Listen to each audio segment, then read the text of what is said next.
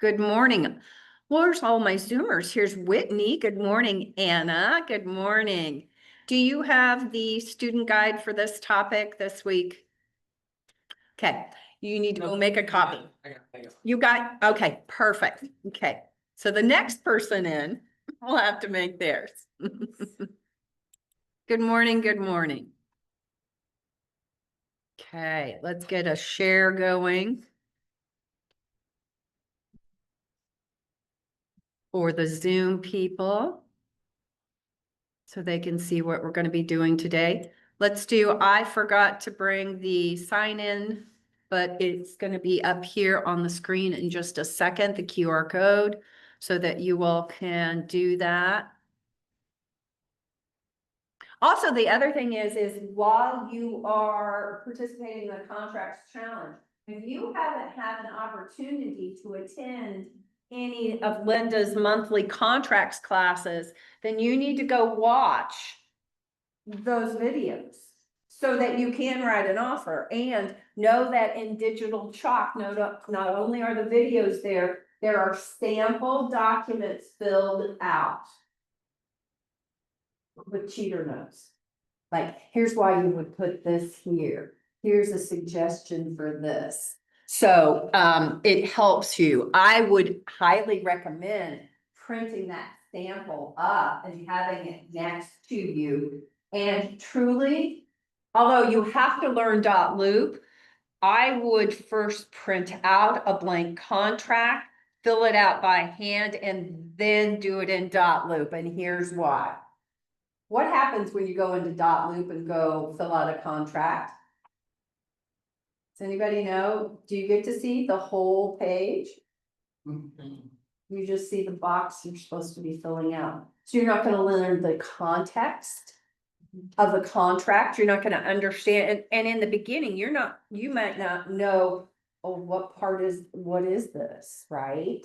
So I would definitely practice filling it out by hand 1 or 2 times and then doing it in .loop and having that sample one printed up and next to you so you can have some guidance. Because even if you watch, here's the thing, guys, even if you watch the videos, you're not going to remember all of it.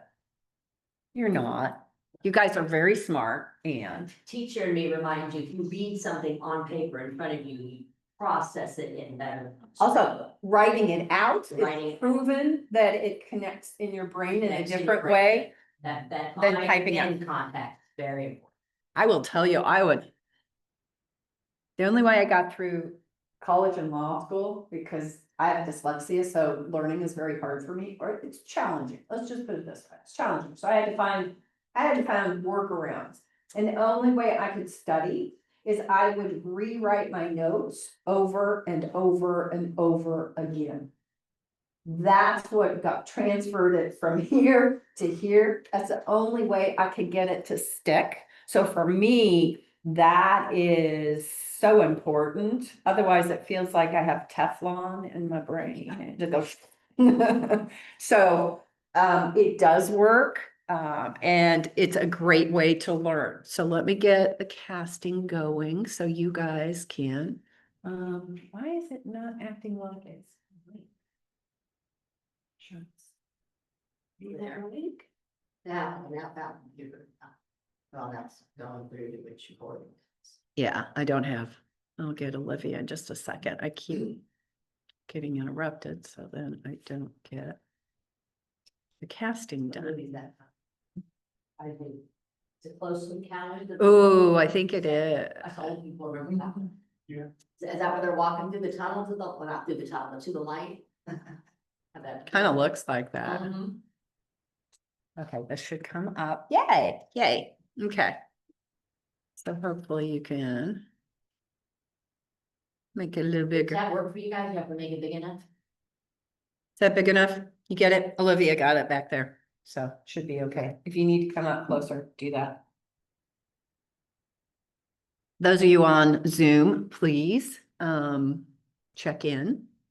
There's also a bit.ly link down here that if you're on your phone and you can't scan the QR code, that's fine. Online, here's who we have. We have Whitney, we have Lucilia, we have Alice, we have Olivia. Okay, good morning. Olivia was with us last night, seeing the Contracts Challenge House. Megan was there leading the charge. It was really fun, and Amber was there, and Jocelyn, and Sydney. So Wednesday Night Warriors is really important. Next week for Wednesday Night Warriors, Bob, our loan officer for our in-house lending, mortgage company, Loans in KC, will be here to talk loans with you. You guys need to learn about different types of lending. He'll also talk about the market as far as loans and that type of thing. You need to know that with the government shutdown, it can impact some of your lender or some of your buyers. Especially the one I think is impacted the most is the USDA. So just know, I mean, those are things you need to know. Those are things that you as an agent need to be aware of. Because if you had a USDA buyer right now, you'd have to be talking to the lender and figuring out, can we even make an offer? Could we move forward? And what hurdles would we have? Make sense? Everybody get checked in? Yes, yes, yes. If you can have your camera on, Zoomers. Kristen likes the camera on. See your pretty face. Yes. You all are beautiful. Remember during the pandemic of like week 3 of our Zoom classes, we all were showing up in our pajamas and no makeup, and it's like. But they were always on camera. We're on camera. Megan started her real estate career during the pandemic online, and we were online. I did Months. hundreds of hours of Zoom, So It was fun. I'm sure you all want to see me in my pajamas, my hair going all everything. yeah, your hair going everywhere. I do. I do. So let me go back and get my screen down. Let's talk about what we talked about on Tuesday. Oh, do I have anybody else waiting? No, I've got it. Okay, anybody share with me what did you learn on Tuesday? What'd you learn? Look at the student guide if you need to. It's okay. Tuesday's a long time ago. Share with me something you learned. I call on people if you don't volunteer, just know. 20% of your database equals 80% of your business. Love that. Yes. Say that again for us. 20% of your database equals 80% of your business. And that's from the people you know, right? Yes, from the people you know. Yeah, your database. And remember, this database is only going to be as powerful as you take care of it. If you just put names in command and you tell me, I've got 500 people in command, and then you just wait, or you're going to go poor. Good morning, Ashley. You're going to go poor because that's not how this works. And next week, we'll even dive deeper. We're not done with database. We're going to focus just on METs. And there's a book I highly recommend all of you reading, and that's the Millionaire Real Estate Agent book. Actually, there's also a new book out that they just released. I haven't even finished reading it. It's The Rookie Real Estate Agent. It's another KW book. If you go on to kellerinc.com, kellerinc.com, you'll see all of the Keller Williams books there. Or you can go on Amazon, get a used copy of the MREA. You can listen to the MREA, that's the Millionaire Real Estate Agent book. So you'll hear MREA and you'll be like, what's that mean? We love a good acronym in this company.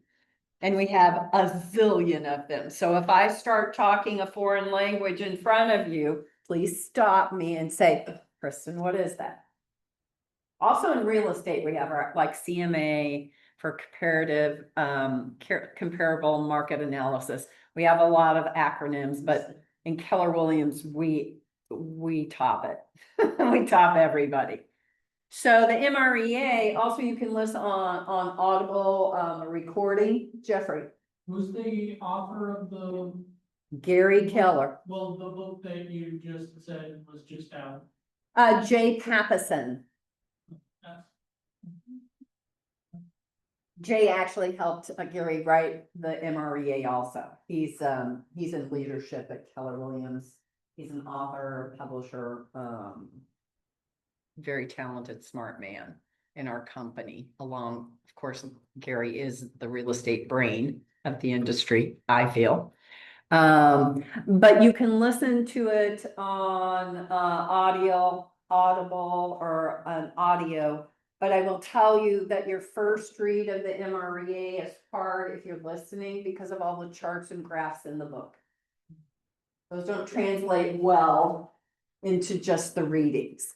So you might want to listen and then have the book next to you so you can see those charts and graphs. So I just want to let you know that. There's other books also that I'd highly recommend that are in the Keller Williams library, and that's The One Thing. It is by Gary and Jay, and it has nothing to do with real estate. It has to do with how do you prioritize your time. One of your biggest challenges for all of you will be time management. And now that you're self-employed, I see Ashley shaking her head. Ashley has the most experience in the room, has closed the most deals so far. Congratulations. But time management is a struggle, and being self-employed, it's not the same. You're not clocking in, you're not clocking out. You don't have a boss looking over you. We as coaches, we can tell you what it takes to be successful. We do have expectations in the program, but we can't force you to do anything. That's where you have to take on the commitment that you're going to do all of this. Okay, somebody on Zoom, share with me what you learned on Tuesday.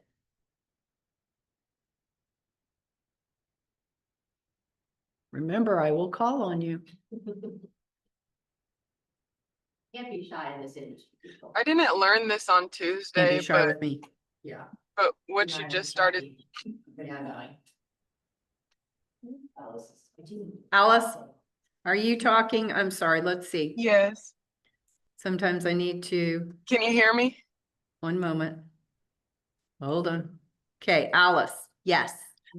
I was just gonna say, I didn't learn this on Tuesday, but it really resonates with me what you just said about time management, because sometimes I will get caught up 3-4 hours on Canva trying to make one piece of marketing, just trying to figure stuff out how it works. And there's something in the MREA, maybe the laws, I forget what the laws are called, but your power is your power. And obviously Canva is not my power, or some things on Canva are not my power. So I need to take that time and spend it on something else rather than trying to figure out every day for 4 hours how to build one piece of marketing. Yes, it's about, in the MREA, they talk about leverage. It's leads, leverage, listings. Those are the three points of the pyramid for your business. If you don't have leads, it actually goes leads, listings, leverage. Leads, listing, write this down. Leads, listings, leverage. If you don't have leads, you're not going to have any business. Listings should be your number one focus. I get that in your first year, it may be buyers, but it should always be your goal to at least have a business where it's 50-50. 50% of your business is listings, 50% of your business are buyers. Write that down. 50% of your business should be listings minimum. 50% should be buyers. Now, that might not be what it looks like your first year, but that's what you're going for as your base minimum of the mix of your business. And then the third that Gary talks about in the MREA is leverage. In the beginning, guys, you're gonna do everything. Unless you came to this business with extra money in your pocket to hire somebody for marketing or to hire somebody to do your transaction work, luckily, you will, if you close 4 deals, then you will. Ashley, let me just put you on the spot. Have you started transaction coordination services? It's like, I love it. I just got my next client last night, and I just like, hey, Dad, hey, you just send all the paperwork. And that was it. So Ashley, because she has closed 4 transactions, and if you remember what I shared with you, that after you close 4, then you will be gifted from the program to get free transaction coordination service, meaning someone to fill out all your contract documents until you hit your 12 months in the program. So Ashley's got how many more months? You're gonna, yeah, beautiful. I'm very excited. Yeah, 'cause I've got 3 clients right now under agency, so that's at least 3 that I'm not happy with. Really awesome. It's $3.95 per transaction value that she's getting for doing that. For getting to that accomplishment of closing 4 deals. So, I wish that on all of you. I wish that on all of you. Okay, anything else that you learned on Tuesday? Or that you learned while reading the materials like you were supposed to? Okay, we're gonna get into the 4 laws of database success. So you may think, oh my gosh, she's talking about database forever, because we're gonna talk about it next week too. Like I said, it's gonna be specific to oh, let's get this to. Let's get it to move. Come on, help me now. Keep going. I like this program, but the page up and page down doesn't work well, so I have to go through. How many of you are signed up for the business planning clinic with David? How many of you don't know what I'm talking about? It's okay, I love you. So every year, in the month of October, David does business planning clinics. It's all the same material. He just does 3 different sessions.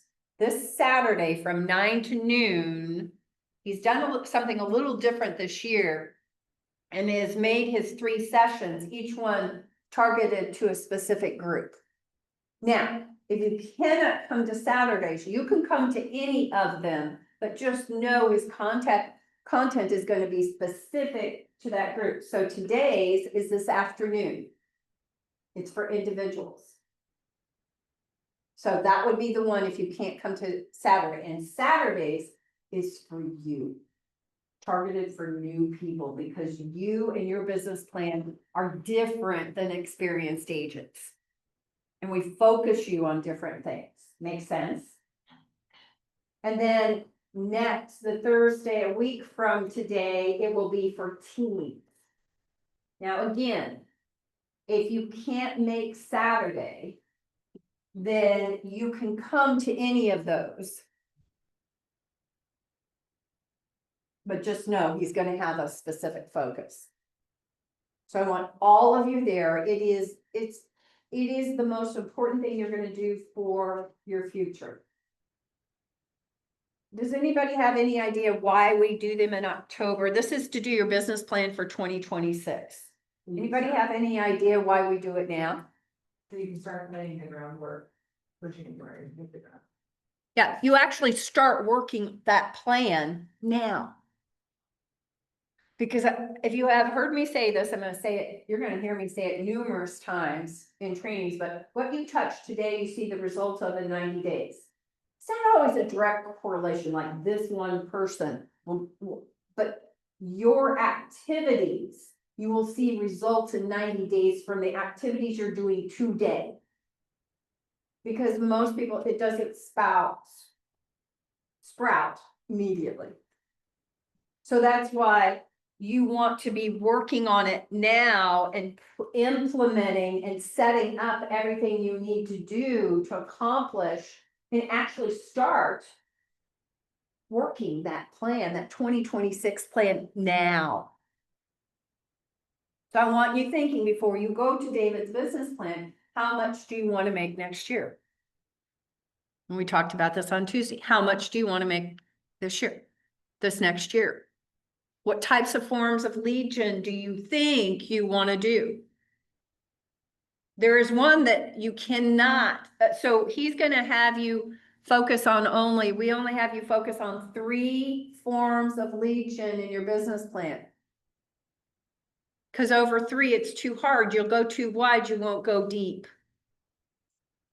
So with 3, you will go wide enough and be able to go deep enough. And one that is on there already that you cannot take off your business plan. We as coaches will not allow it. You can try to negotiate it off. Give it a good whirl, is your database. That's non-negotiable. Because it's that important to your business. Even if you feel like you don't have a very strong database right now, that's what you're gonna be working on and building. That's why it's so important. So it may seem like she's repeating and she's like, oh my goodness, I'm sick of database. It's that important. It's important to your future. So the 4 laws of database are: build a database, start immediately with everyone you know. Don't let perfection stop you from loading people into command. None of us currently in our phone have everybody's all of their entire contact information. And here's your goal, is you are going to build it by just getting everybody in. And then you're going to continue to work on it, because then you're going to feed it every day. When I say feed it every day, so once you start uploading people, you'll be able to see on your command dashboard what % of those people you have an email, a phone number, or a mailing address. That pretty much tells you where you need to work on your database, because you need all of that information, and that doesn't happen overnight. And I don't want you to take this message of you need all that information to keep you from getting started. Now, how are you going to get that information? How do you get it? Okay. Yes, yes, yes. Some of you are going to say, well, I could probably look it up. That defeats the purpose of connecting with people. Yes, you could do that. You could go in the tax records. You can find, if somebody owns a house, you can find their information. Do you know you now have access to a lot of information about people? Have you looked up anybody on MLS yet? Oh, Lordy, do it. From famous people. Now, a lot of famous people put their houses in LLC or trust or something. But not all of them. Go look for everybody you know. But you need to be connecting with them. So feed it every day. And that's when you do an open house. When you do your first open house, you get a couple of good leads. Don't keep those on a piece of paper or sign-in sheet. You put that immediately into command, because I've got a smart plan in there. If you go under the huge command library in smart plans. So there is a company-wide library, and then there's your own library. So you can go to that one, and if you type in KWNPC, you'll pull up all of our smart plans, and you'll see the ones that I have created. Put all of those, there's like 5 of them in there of mine. There's one for your announcement. There's one for open house leads, there's one for potential buyers, potential sellers. I think there's one more and I can't remember what it is. Put those in your library, because then you can easily put people on it. If you're not sure how to work command, go to Brett's Tech, talk to one of the coaches, but you're gonna feed it all the time. It's not a one and done.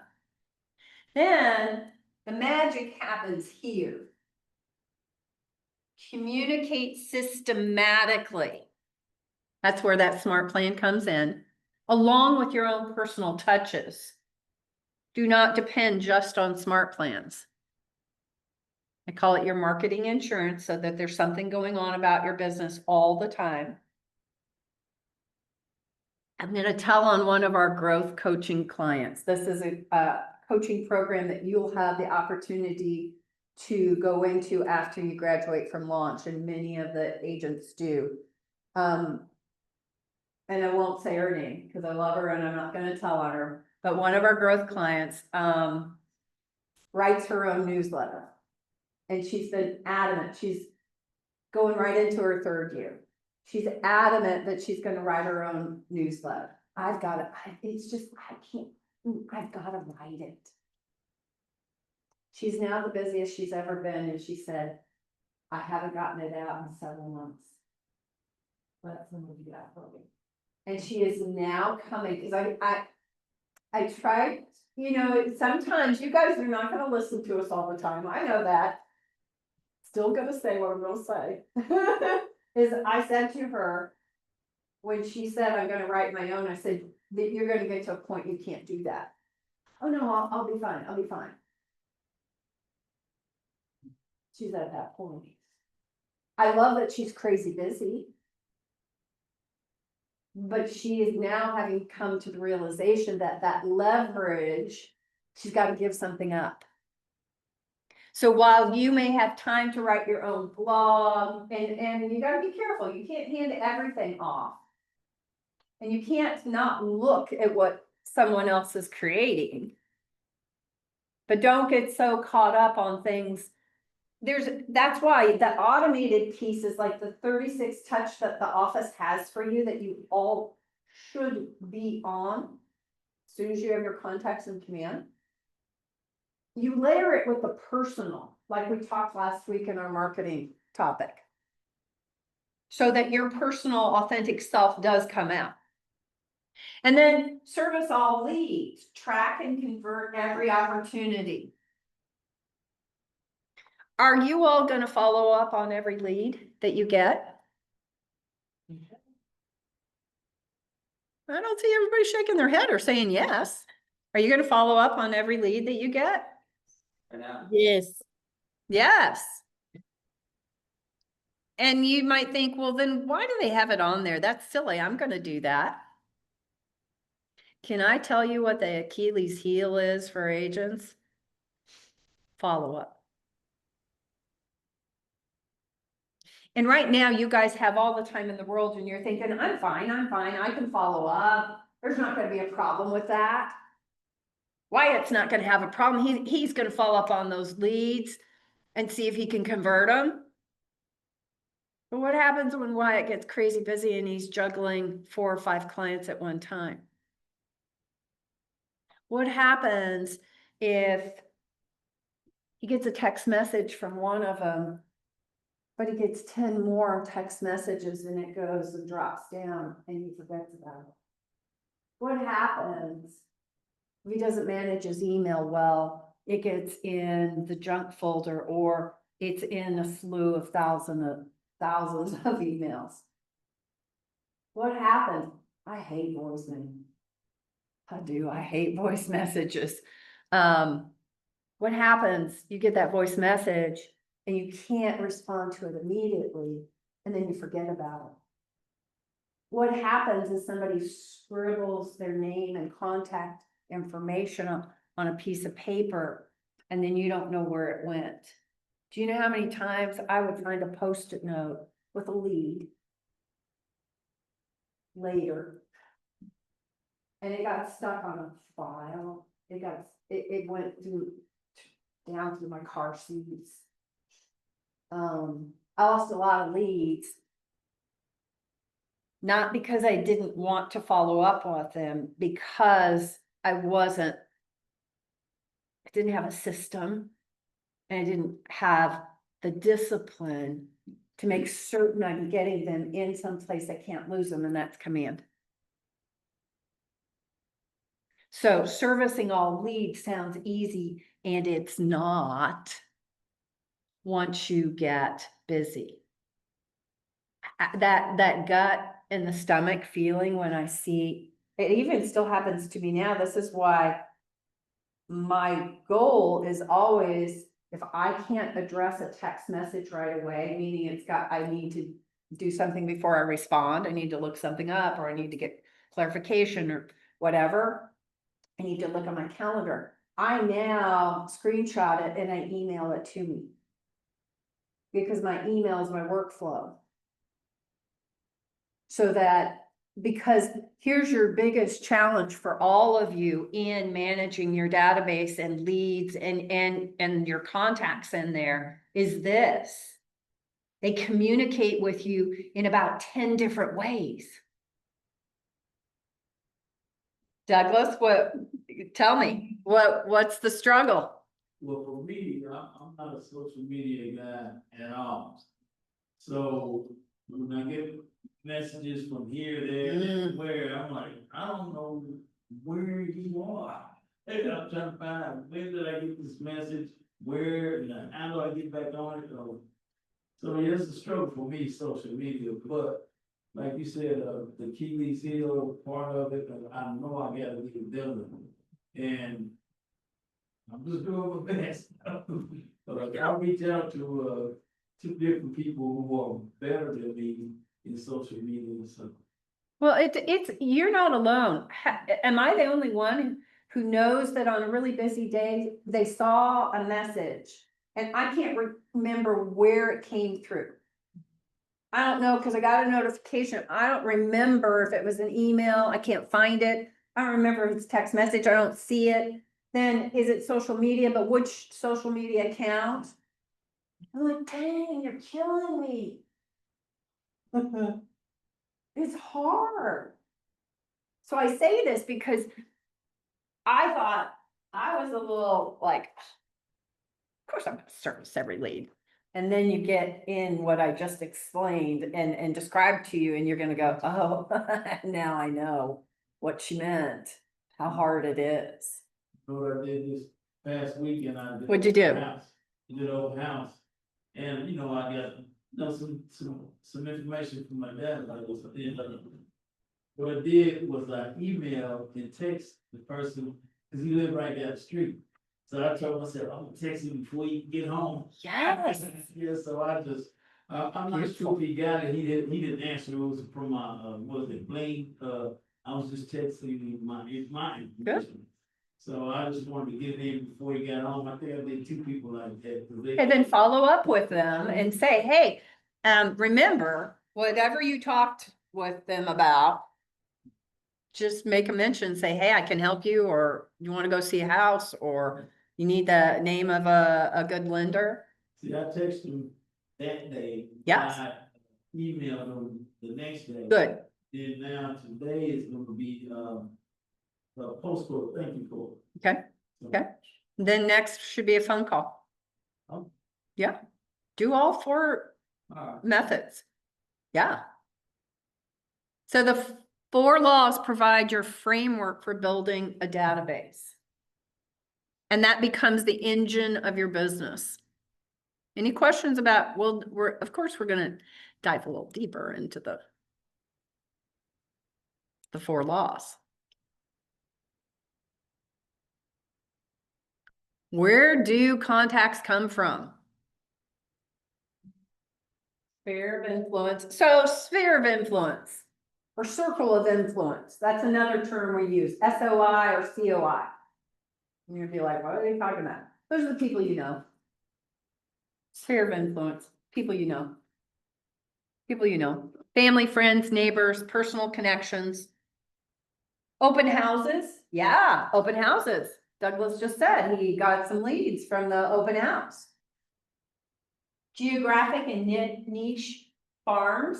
Geographic farming is where you take a subdivision or a specific area of homes and market to them to build awareness and hopefully top of mind as you as the agent of choice for that area. FSBOs and expired listings. Is everybody on, I don't know, Olivia and Wyatt, are you on the daily FSBO expired email? Anna? I am not. Okay, Yes. okay. I got Oh, one this morning. okay. I'll go ahead and get you guys on, but I'm gonna have a new requirement here coming up because I just realized the new agent was calling, do not call numbers. So we're gonna have, you're gonna be required to do a little training before you can have that list. I'll go ahead and let you guys have it. Just read the email. It tells you. Do not call is, don't underestimate the importance of it. Does anybody know how much initial fines are per incident? 11,000. Thank you, Jaden. $11,000. Does anybody have an extra $11,000 to give? No. And it's serious. Keller Williams as a company has, because they've been sued over this, every real estate company has, but us specifically, we have settled for tens of millions of dollars in the last 5 years because of agents violating that. And the agents got fined too, so don't think just the company gets fined. Tens of millions of dollars. If I find out you call a do not call number, oof. You don't want to have that conversation with me. It's too serious. And it's me trying to protect you. So, you know, it's kind of like when a mom gets very upset because you ran out into the street because they're scared. Me getting upset with you about calling the do not call list will be about me being scared for you. So some people accuse me of being a mama bear. I am a mama bear. So that's when mama bear would come out and say, you do not do that. So take that very seriously. And if you don't understand the list that you get and how to use it, then talk to me. Even after you read the email, talk to me or talk to the coaches. So we'll guide you through, but that is no laughing matter. Geographic farm niche, we talked about that. Internet and social media leads. Remember, there's people in this office that have built amazing businesses by that. And then referrals. I actually keep a list. So here's how I do referrals, because I have to do business. What I do for a living besides the coaching programs is also recruiting new people. So what I do is I run my business just like you guys run yours. So I depend on referrals. So if you do know someone new who's thinking about getting into the business and wants information, introduce them to me and I will explain everything and help them through that process. But I keep a spreadsheet of every referral I get each year. So I can go back and see what agent referred that person to me, who it was, when it was. So, and then they go into command also, so that I can be very aware of that. Because referrals are lovely. They're lovely. Agent to agent referrals and then client referrals. Don't underestimate the power of another agent giving you a referral. So, say, Referral. yeah, tell us about it. So it was an open house that I was hosting for the agent and they had a really busy weekend going on. I think I chose one live and also weren't feeling well. So this client reached out to them as the listing agent about the property that I was gonna hold open. And she just didn't have the capacity to take it on under her plate. And so reached out and asked if I was open for a referral. Sure, yeah.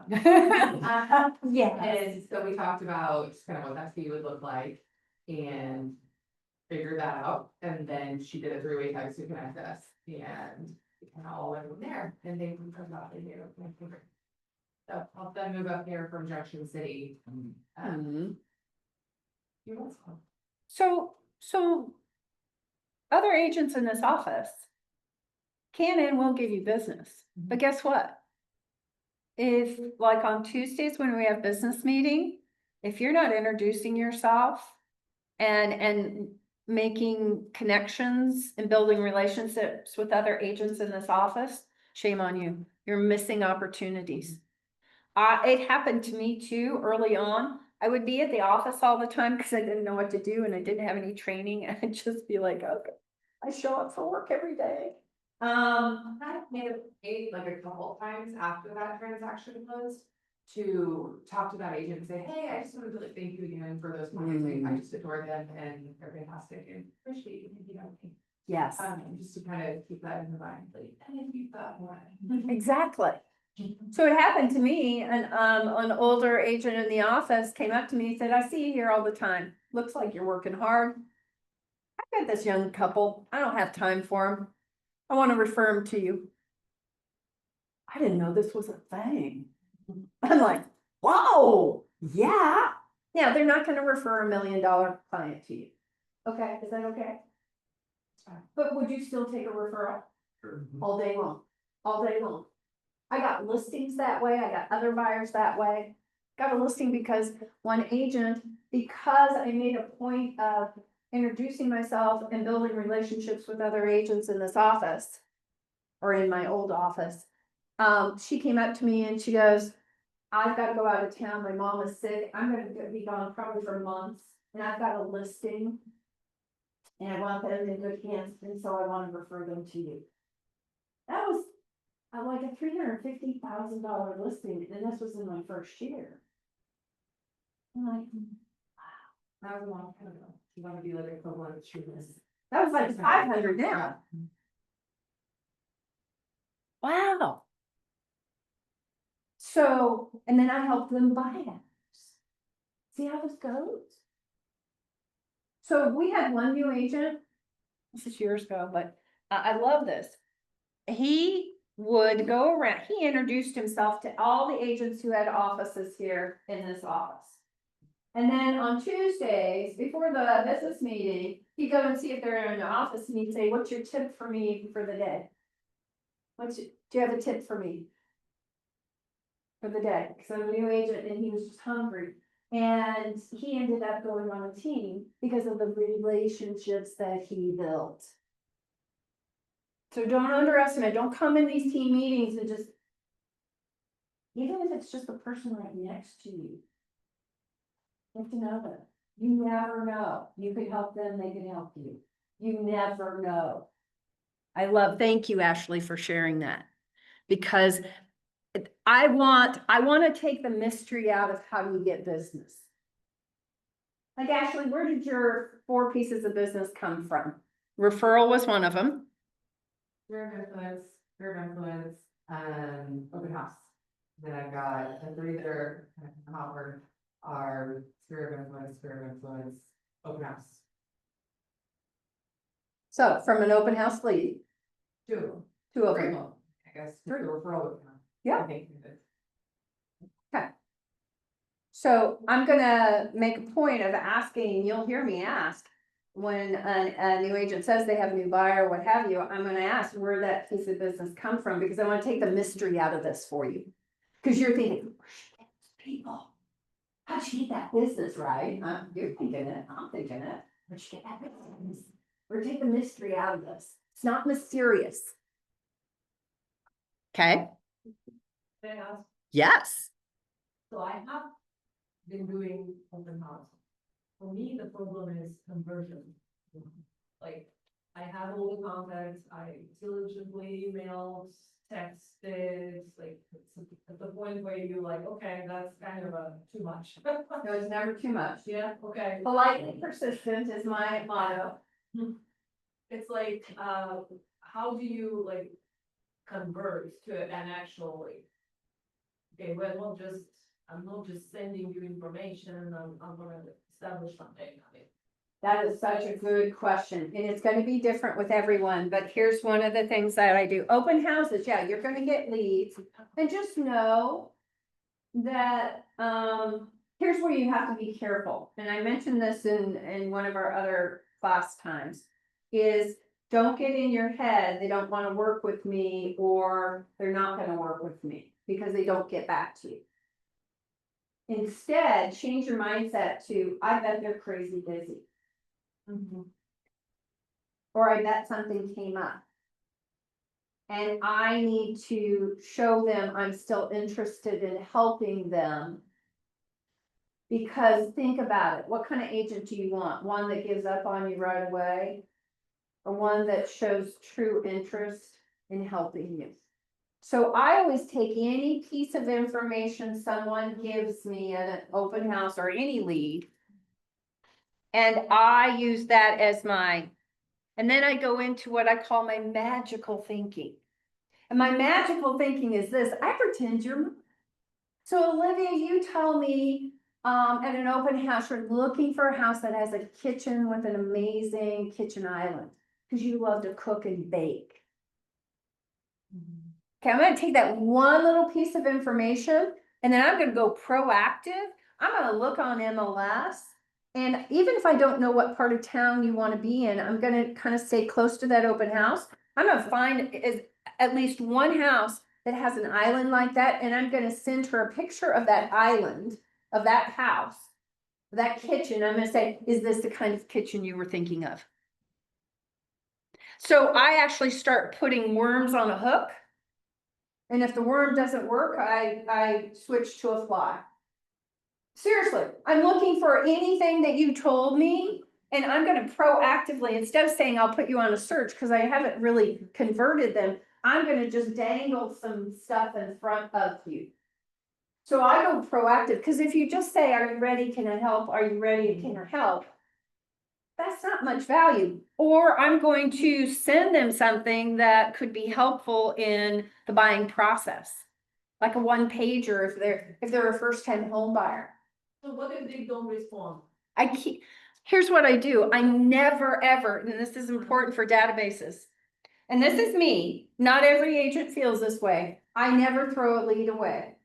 Ever. Unless you say to me, go away, or I'm working with another agent, then I honor that, and I have to, and you should, please, please, please. Otherwise, it's usually just timing. Usually they thought they could buy a house and then maybe they're worried about their job, right? So my job is to stay in front of them consistently, and on those leads, if I do like 8 to 10 touches and they don't bubble back up for now, and they maybe don't even respond to me at all, I didn't put them on a 12 direct. So I had an email that went out every month to those people, or via text message if I only got their. And I would do something automated, so it didn't cost me time or money. And here's what I found, of that pool of people, those leads that never responded to me, or maybe got back to me once and we didn't move forward. Of that pot of leads, every year, I would get a 3 to 5% return on them. And that was like easy money. Because I was calling them after that 8 to 10 follow-up. I was literally putting them on something automated. And they would bubble back up and you'd be like, that's beautiful. That's so lovely. So that's why I never throw away a lead. Oh, thank you. Whitney's come back. Yeah, because they mentioned they were concerned about the flood zone, Okay. and I went to Johnson County website and found that it's not in the flood zone. The map is there, and the PDF, and I sent it, it's like the second email, like, hey, this is, don't need to worry, it's not in the flood zone, so Okay. they don't have insurance that requires. Additional So, flood insurance, because it's so- expensive. Yeah, That's, so you've got to find ways to keep in front of them. But not just, hey, I'm here, hey, I'm here, something of value. Or something to tease them with. And it works. But not everybody that you meet that you feel is now, things change in a day sometimes in their world.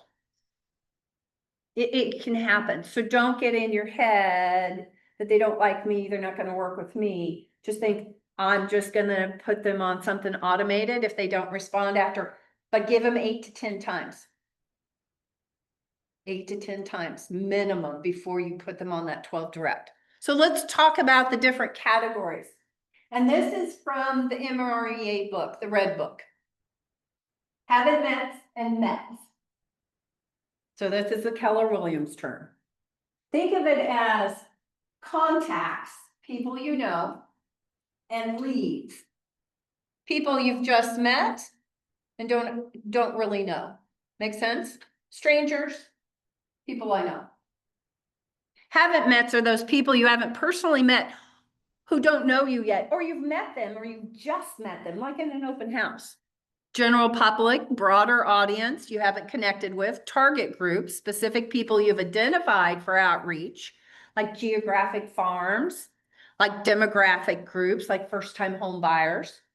Haven't mets primarily bring new business and occasionally referral business when they've received your branded marketing consistency over time. Let me give you an example. Open house lead. I can still remember the kitchen that I was standing in while I talked to these people, young couple, and they wanted to sell their house. We had a fabulous conversation. We were just bonding so well in that kitchen. We conversed for about a week and then they decide we're not going to move right now, but we'll use you when we're ready to do that. About 3 months later, I get a call from a woman who says, my daughter says, you're the only agent I'm to use. I'm like, awesome, must be a past client, right? I said, and who's your daughter? It was the woman of the couple that I never did business with, who was so impressed by the conversations that we had, that she referred her mother to me.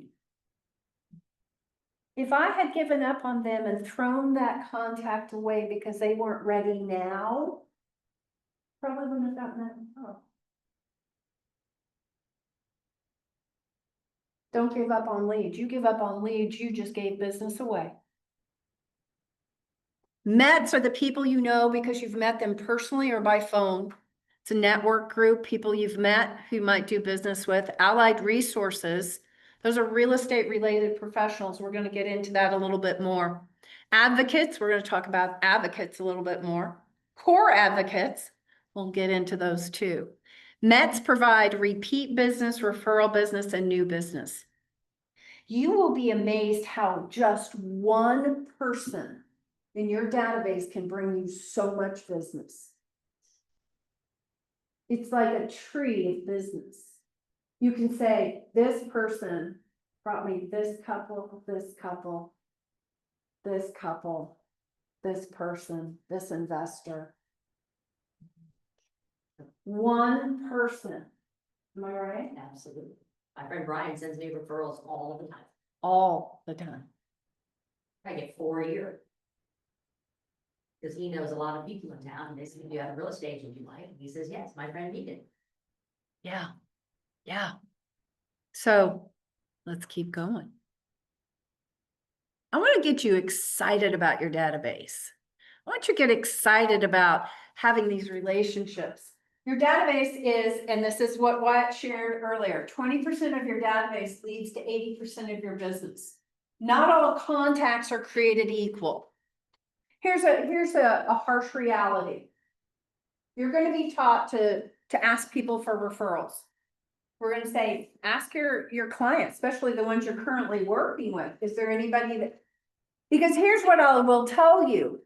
The reason you have to educate people on how your business runs. Don't assume people know. Don't assume. Most people don't know we don't get paid until a closing.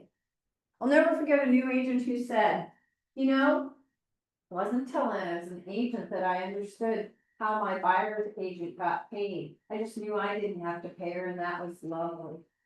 She had no clue. And she goes, oh, I didn't know that's how this works. And think about it. You're not going to get paid for all that time you put with in with a buyer or seller. All those showings you do, they are paying you what? How much are they paying? Zip zero, zip zero, zip zero. So you all may tell me you are not gamblers, but every morning you wake up as a real estate agent, you are gambling. Hopefully, you're gonna learn enough about running this business that you're not gonna just be like a crazy, careless gambler. You're gonna take educated risks, because we take risks in our business. All entrepreneurs do. That's part of being an entrepreneur. So your core advocates and your top advocates will generate the vast majority of your business through referrals and repeat transactions like Megan's Brian. So you're gonna have a core of people that are gonna bring you business. And your goal is to identify these high value relationships and nurture them exceptionally well, because not all people will actively refer you. And it doesn't mean you didn't do a good job for them. What it means is Anna did such a good job for them, but they're just quiet people. And while if someone asked them, do you have an agent that you like? They'd probably say Anna, but they might not go out and tell everyone. Does that make sense? Some people are going to be vocal about it and some people will be reserved. It's just not their personality to do that. Okay, so your goal is to meet new people, receive referrals, provide exceptional service. The reason people refer you and come back to you for repeat business is because the experience you created for them in the transaction. And that's why learning all of this is so important, is because you're getting a foundation of how to run this business. What I loved is I learned, do you all feel like there are a lot of agents out there that maybe you have a lot of competition? Does it feel like that a little bit? Yeah. Well, really, you don't have as much competition as you think. There are a lot of average and below average agents out there, and I'm not trying to be disparaging, but I'm just being honest. Because most of them have little to no training on how to be an agent, how to do a transaction, how to provide exceptional service. They don't. They're the seat of the pants agents. And they're out there, you're gonna encounter them, and you're gonna go, oh my gosh, wow. You're like, they get paid what they do. I learned, because when I first got into this business, I came from a corporate background. And there's a facade of professionalism in the corporate world. And I say facade because it's not all behind the curtain is all that professional, but there's this facade. Got into real estate and I'm like, that's kind of like the Wild Wild West. I'm like, are you kidding me? I was shocked and appalled at the lack of professionalism. I was like, oh my God. This is oh my God. And instead of dwelling on that, what came to my mind was, oh, I can differentiate myself from the average and below average agents by just doing this. So I learned I can stand out and you can stand out in this business by just doing the extras and giving excellent service. And that will create the advocates that you need and want for this business. So building your database, who do you already know? And that's where I think I mentioned before is where you, everybody in here goes in command. And then you need to go to your social media and identify who wasn't in here. And then what else? What businesses? What small businesses? Your doctor, your dentist, my chiropractor. He was in my database. He came to I did an event for the opening of my new business. I did a champagne event. And why did I do champagne? Sounds fancy, doesn't it? Some of the cheapest alcohol you can buy, and people don't drink very much of it, because it's usually the cheap champagne's not that good. And then I had hors d'oeuvres, and I rented a little space in a restaurant. And I invited everyone I knew, even my second grade teacher. She didn't come, she was 90. She did send me a note, she was my favorite. Matter of fact, I saw her daughter not too long ago, a couple months ago, at an alumni event, and I said, I loved your mom. She goes, everybody says that. She was awesome. Mrs. Schoolin, what a perfect name for a teacher. But it was my way of announcing this new chapter in my world. And you can do something here, you can do something at home, if you're so inclined. I've had agents do a hot chocolate bar, and then have different things from spirits to just candy to put in your hot chocolate. Had, one agent, she was a server at a Westport bar, and so she did her kickoff event at the restaurant, because the owner was happy to let her have that space. Had people do it in their homes. But think about, how can I launch and get this out there to educate people that this is my new world? Make it feel real to them, make it feel like a big deal. Personal service providers. Hobbies, sports. What hobbies and sports do you do? Horseback riding. Do you belong to any horseback riding groups, rides, trail rides, or anything? No, I don't want to get, I've gotten in touch with a lot of dudes that are on the Facebook. Perfect. Get more active in there, because we're horse people. Do what you love. Do what you love. Neighbors, former colleagues. The two biggest parts of my database that showed up for me were my former place of work. One of my coworkers did a lovely thing when I left. She got an address book, when we used address books, and had everybody in the office put down their contact information, and then gifted that to me. And then once I got one piece of business at my former work, then that rolled into more. It rolled into, we had a small HR department. It was a national company I worked for, and this was just a local Kansas City branch, right? But we had a small HR department that would help bring in doctors and sales management. And they had a go-to agent, but guess who replaced that go-to agent? Wow. I did. I became their agent of choice. And then the other place was my daughter's school, which also I'm an alum of. So I was on the alumni board, and I was there every day picking up my kid. I was at all the school functions. So not only did actually the first person from school that I helped was not another parent. It was faculty. It was the director of admissions. And then a teacher, then her kids, then parents. Okay, that's how this connection works with these people in your database. Now, did they all jump on board immediately in my first 6 months? No. They had to wait and see me do real estate, and I made sure they knew I was doing real estate. And then by the second 6 months of my first year, that's when it started to start. And then by the second year, I really started to feel it.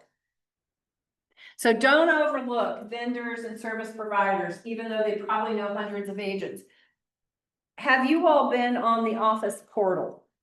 Do you know about the office portal? It's a hub of information. You should have gotten your login information from Yvette on the portal. It's a hub of information until we get our website or our app all built out that will replace the portal. We'll have an office app that you'll be able to have all those resources information. On there are all the service providers that associate with our office. So let me tell you what that means. Service providers like home inspectors, our lender, title company, contractors, organizing companies, home warranties are very photographers, pest control. All of them have signed up for our service partner program. There's foundation roofers, Yes. Foundation, roofers, contractors, gutters, yeah, I think there's a there's a lot. lot. You need to look at that list and you need to start introducing yourself to all of them. We have a server provider breakfast once a year. Twice. Twice, they need to Spring. attend that, you meet everybody in person. All the service providers come, they have a table, they always have free good stuff. And they all have drawings that you can win stuff. Yeah, it's fun, and we feed everybody breakfast. But they pay to be part of this office.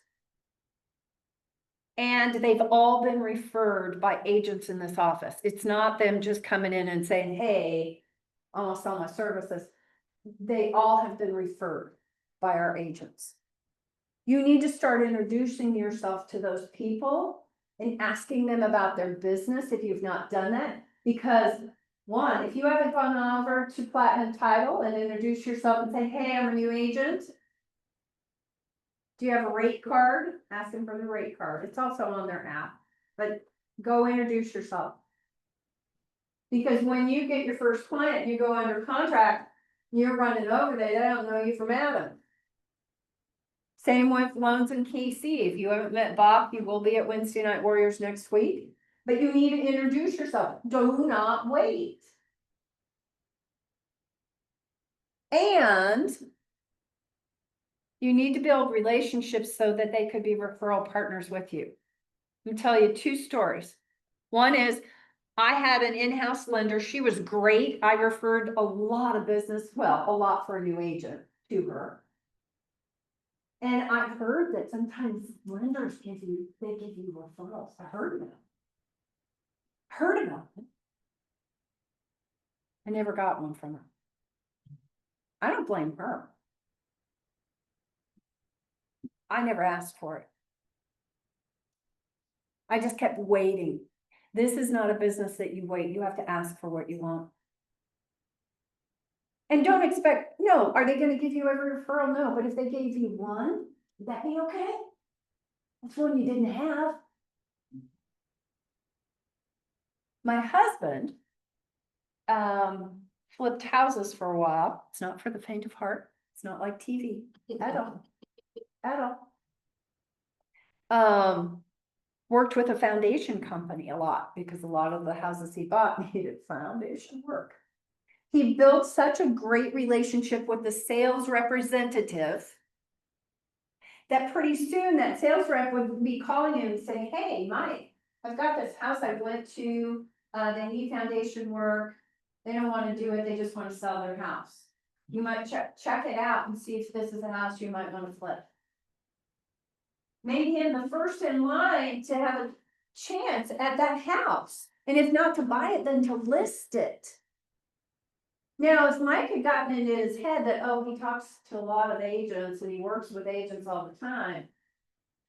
That's wrong. Don't make those assumptions. Does it make sense? When you make genuine relationships with these people, I can call Chris Amon now, or I can call Armati and I say, hey, I really need a showing, on inspection on a Saturday morning because my clients are so busy. Can you make that happen? And they'll say yes. Oh, that's the other thing, inspectors. You better be introducing yourself and you always need to know that when you're referring service providers to your clients, especially with inspectors and lenders, you should always recommend no less than 3. This is for legal liability purposes. Because if you only recommend one inspector and that inspector has a bad day, they miss something major or something happens, then they're gonna say, but my agent said that's the only person I should use. Not a good place to be. But building those relationships, because if you call them the first time you have a client and say, oh, I need to schedule an inspection, and we need it by tomorrow at 10, and they don't know you from Adam. Well, they'll try to accommodate you. Do you think they'll go out of their way? Maybe not. But if they know you like they know Megan, they're gonna go out of their way to make it happen. You see how important this is? So those people get added to your database and you develop relationships with them. That is so important.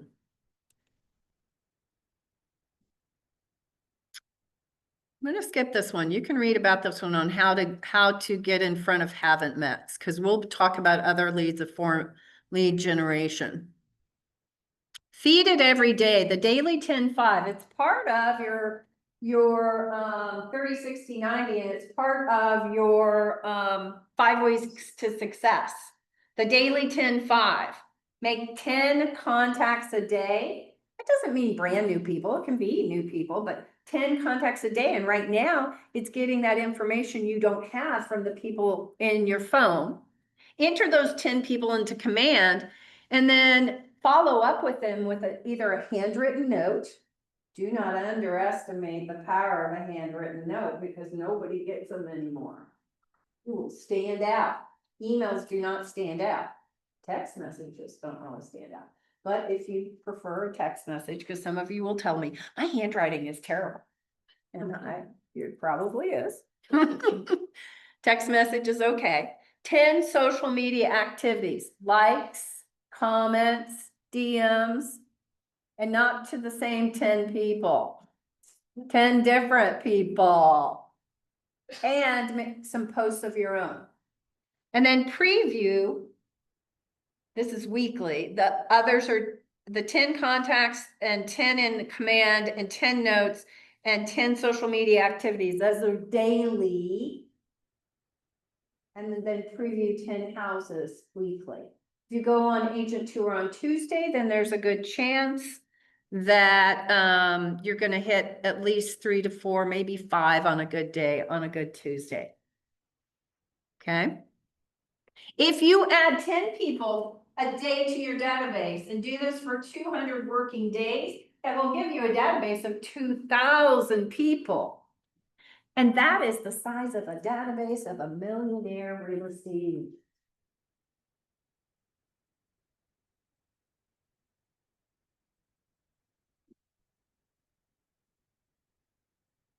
So the size of your database will be reflected in the size of your bank account. I'm going to say that again. The size of your database will be reflected in the size of your bank account. Okay, I want to get to the advocates and core advocates.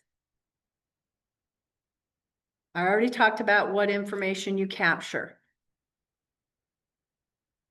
Ford, Alice mentioned this on Tuesday. If you're not sure what to talk to people about, here in the beginning, when you're connecting with all these people in here, I give you permission not to breathe heavy real estate on them.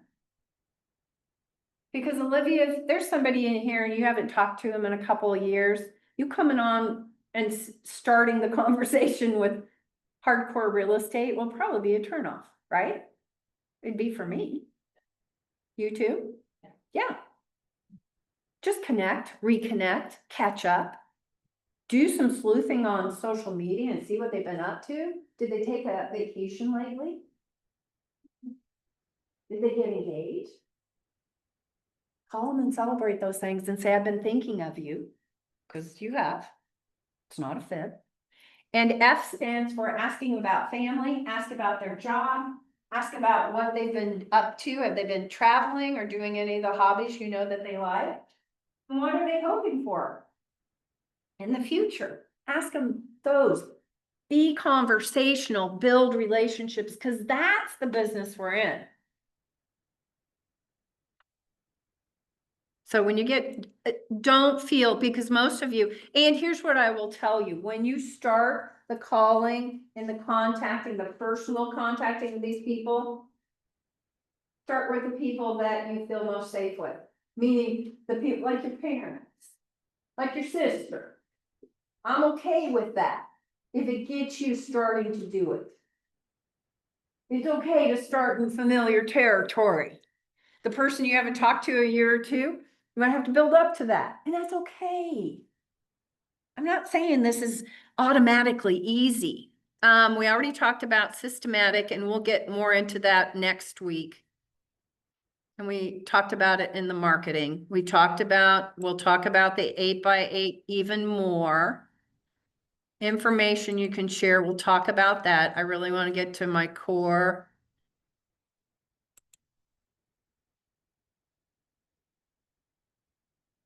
Bum, bum, bum, bum. 36 touch, that's Office already has one.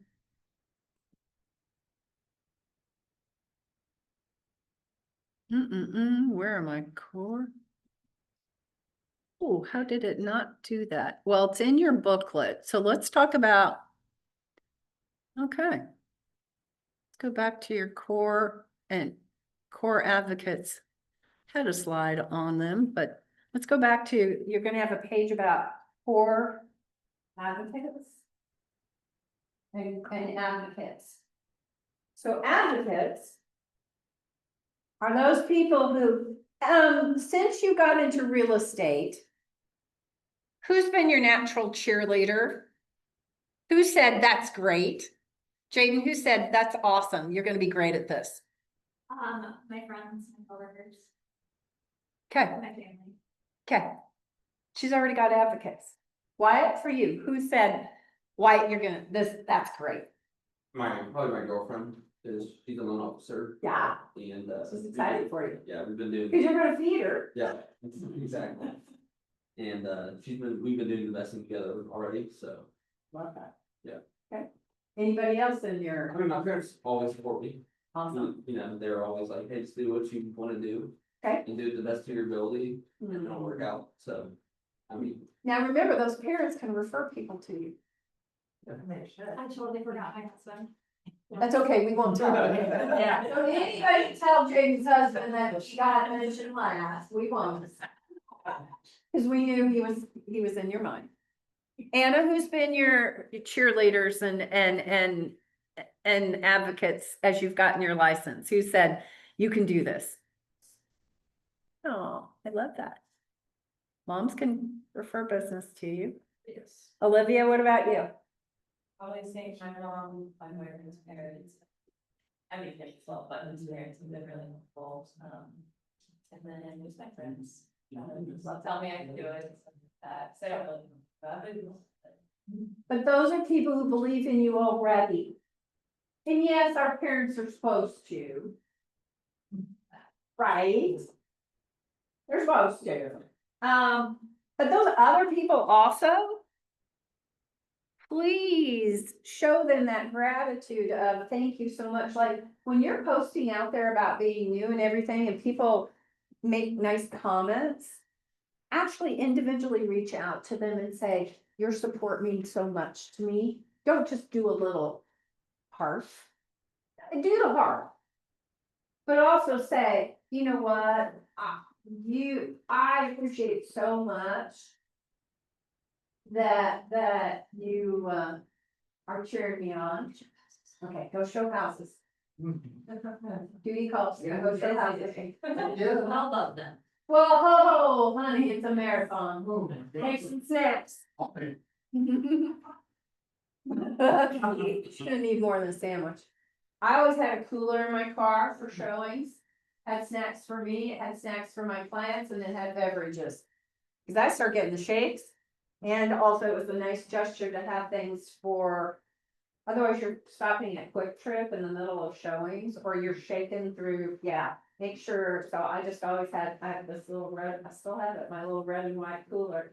I just put it in my car, fill it up, boom, ready to go. And again, that was just an extra level of service, and just a little touch. Okay, Jeffrey, who's cheering you on in your world?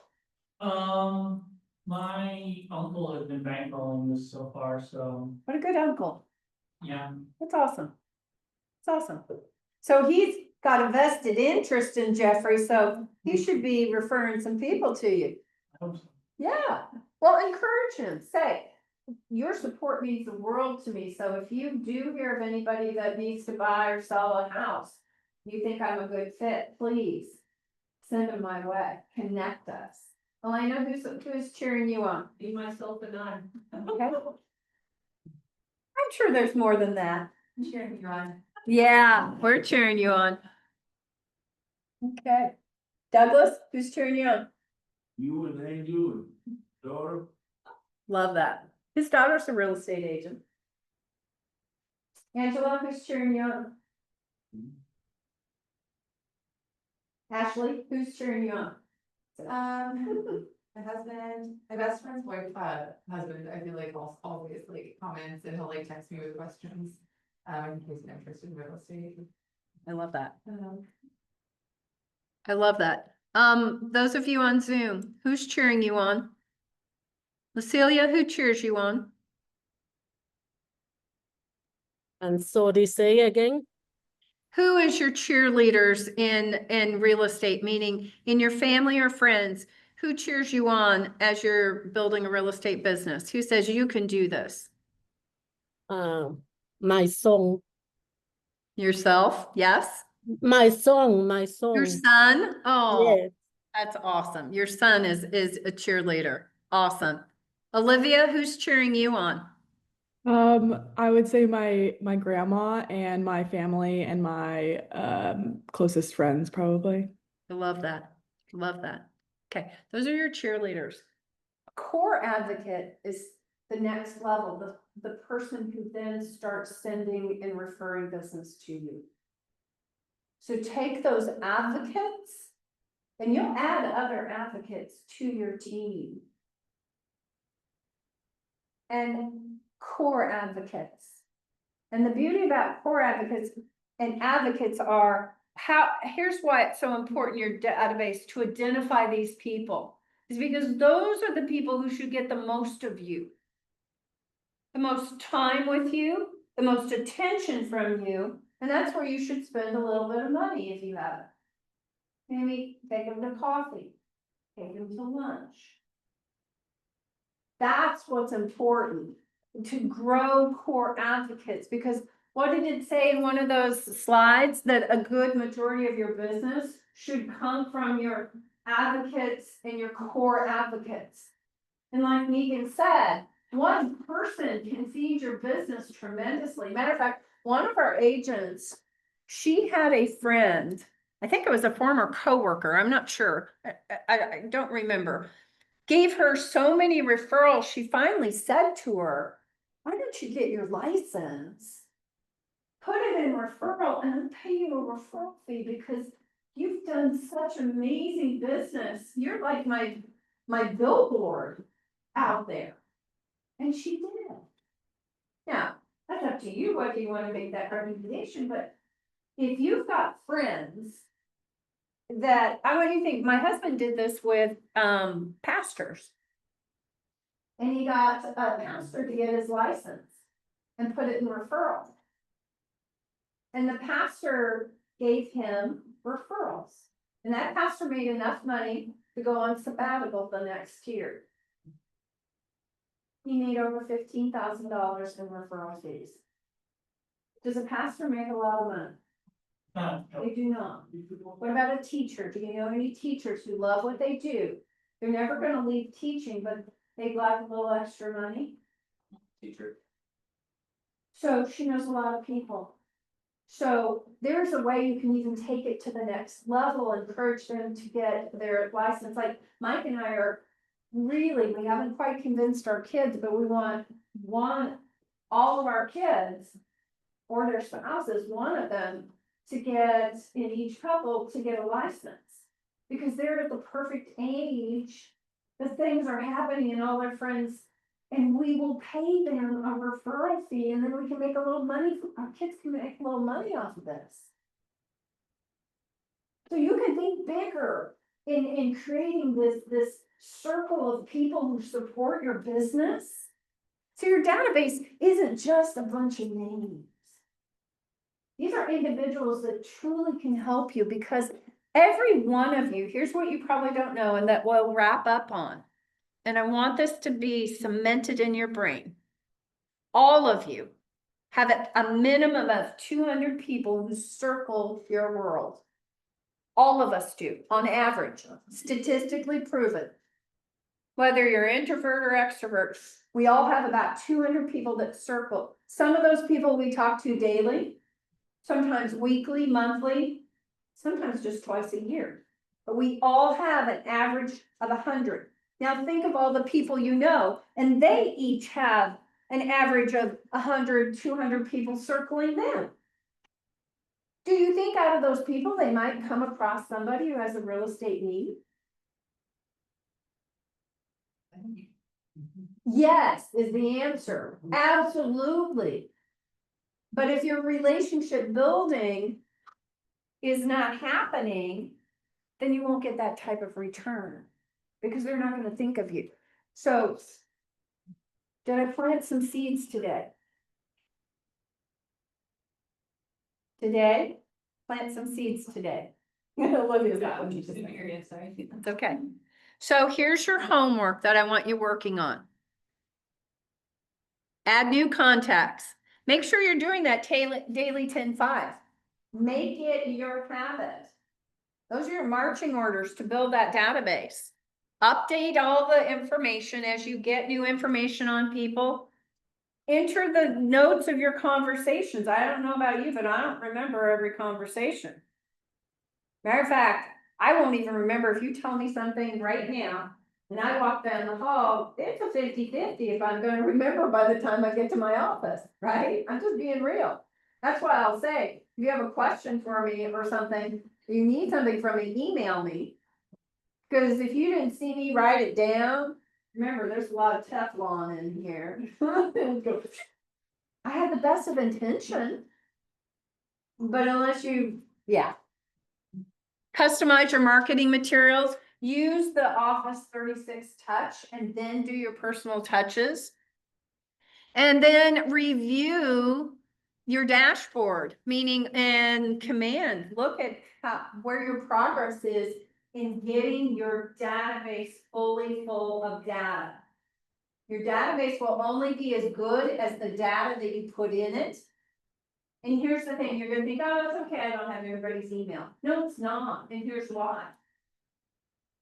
What if you get a new listing and it's perfect for somebody that you met?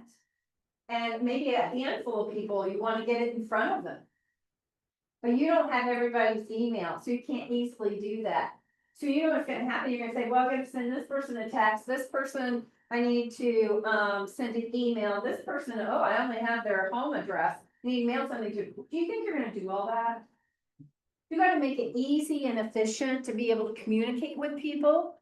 Or if you wanna send a text message to a handful of people and you've got a tag as your open house leads, and you wanna let them know about the next open house you're holding. Then you can just pull that up and go. Is that beautiful or not? Okay, right. Okay, that's your homework. All right, thanks, guys. Appreciate it. Hope you learned something. And I want you in your database. Yes. So I signed up for both ones, because I didn't think I was gonna be here Saturday. Do I need to go to that one? No, not if you can go to the Saturday one. That's fine. Alright. That's fine. I'll let them know. And they probably saw that you signed up twice, so. And you can go more than once, because it's a lot to take in what David shares. But no, Saturday's fine. Yeah, yeah. Thank you, Zoom. Appreciate it. Thank you. Thank you. Hold on, Jeffrey.